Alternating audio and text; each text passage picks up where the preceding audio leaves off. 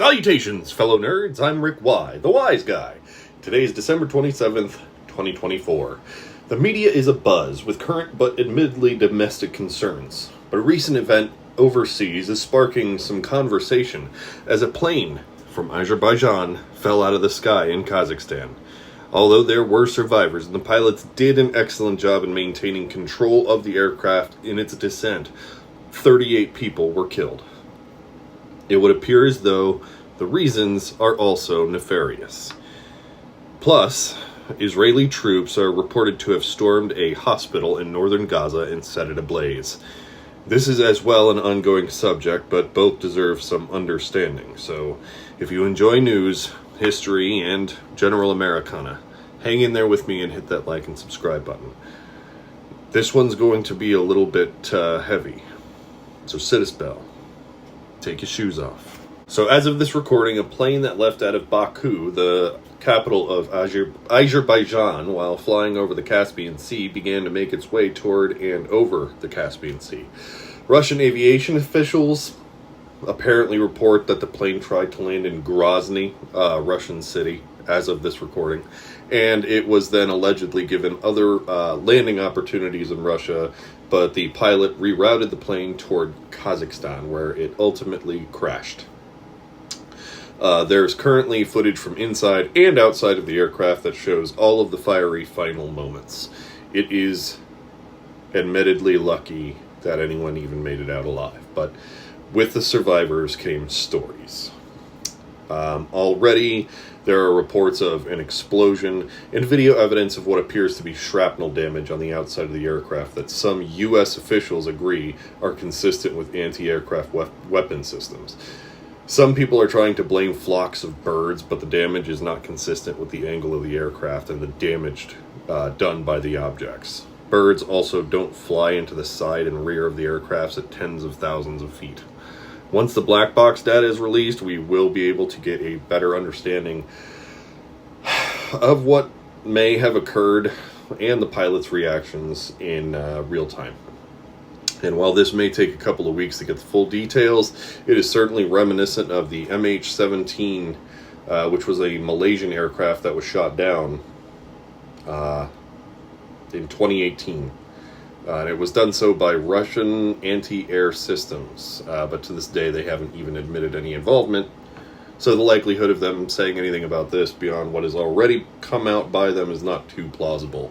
Rumors are that they had misidentified this as a Ukrainian drone, which, to me, if that is the reasoning for this to have occurred, it demonstrates something rather striking to me, and maybe my more military strategy-oriented viewers like to chime in, which is that this event took place far south of both Ukraine and the parts of Russia that Ukraine happens to be really making a strong effort in.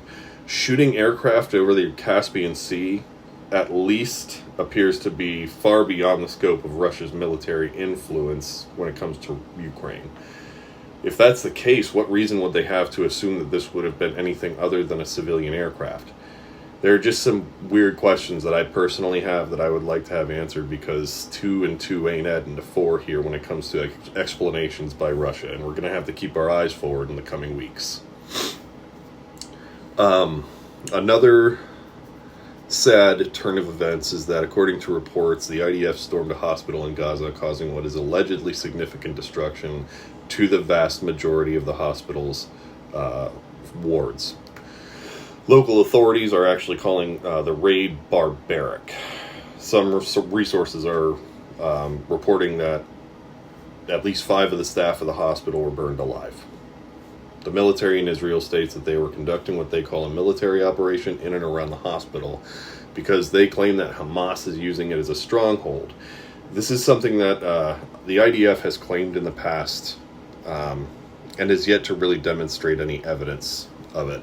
One of the primary issues here is that this is one of the last functioning hospitals in northern Gaza. And this siege has all but destroyed the ability for Palestinians to seek medical treatment, as they're being perpetually assaulted by air and land forces out of Israel. Troops also cleared the facility by force and took many of the staff in for interrogation. Evidently, the IDF is not concerned for the lives of human beings as they ask the world to excuse their atrocities.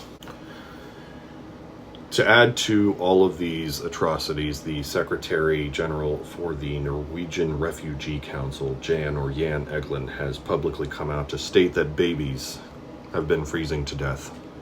And instead of having heeded the warnings of this ahead of time, calls for help by Israeli government officials were ignored.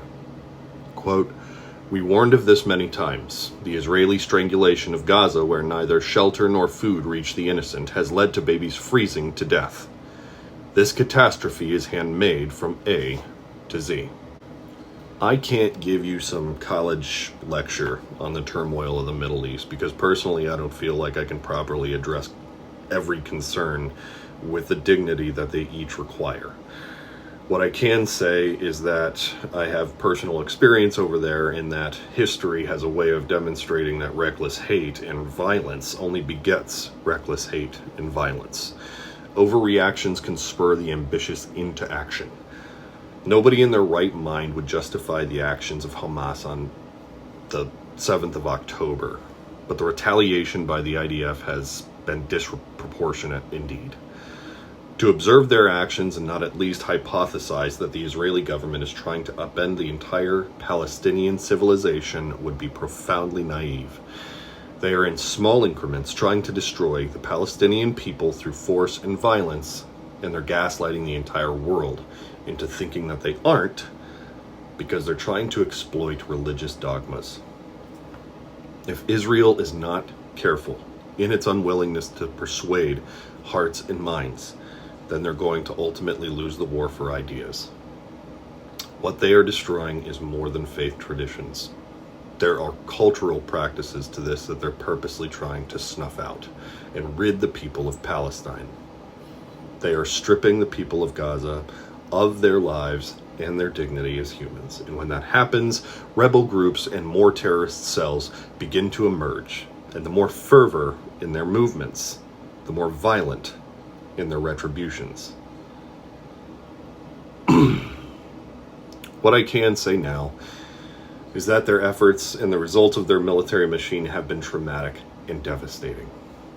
One of the primary reasons I cannot stand our current media apparatus these days is that they refuse to cover these issues in any meaningful way. Right now, as I report this, the primary stories on Fox are homeowners that are getting gunned down by intruders, courts stopping Biden from selling the border wall, and a fixation on Fani Willis that at this point is beginning to become a little unhealthy. Sincerely, Fox News, she's just not that into you. Meanwhile, MSNBC is just now catching up with the likes of Midas Touch and Adam Mockler at 9 a.m. this morning. And Beyonce's halftime appearance with her daughter, a fluffy little opinion article by a former HuffPost blogger.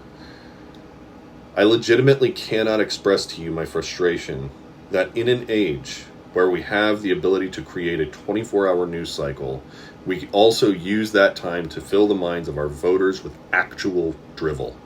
It is becoming increasingly more difficult trying to give credence to a legacy media that just doesn't seem to want to understand that Americans, that they have been honestly shocking them time and time again with their polling. There's no longer an appetite for this weird horse and pony show, and I think the American people kind of want more substantive information.